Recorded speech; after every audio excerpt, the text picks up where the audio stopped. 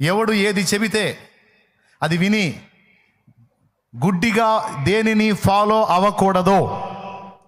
మరి ముఖ్యంగా ఈ దినాలలో అందరి చేతుల్లోకి సెల్ ఫోన్లు వచ్చాయి. చదువులేని మొరటవాడు సైతము సెల్ ఫోన్ ఆపరేట్ చేస్తున్నాడు,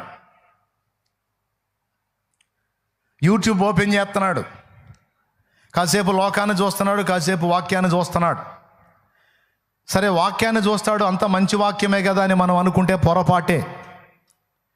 అన్ని ఆకులు పచ్చగానే ఉంటాయి, అన్ని ఆకులే కదా అని గొర్రెలు పోయి ఆమదపు ఆకులు తిన్నాయి అనుకో, గొర్రెలు పోయి ఆమదపు ఆకులు తిన్నాయి అనుకో, అవి కూడా ఆకులే అని ఉంగిడి తగిలి చస్తాయి.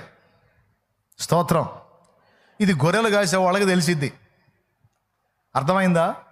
ఆమదపు ఆకు గొర్రెకు విషంగా మారిద్ది, చచ్చిద్ది. ఎంతమందికి తెలిసి ఈ సంగతి?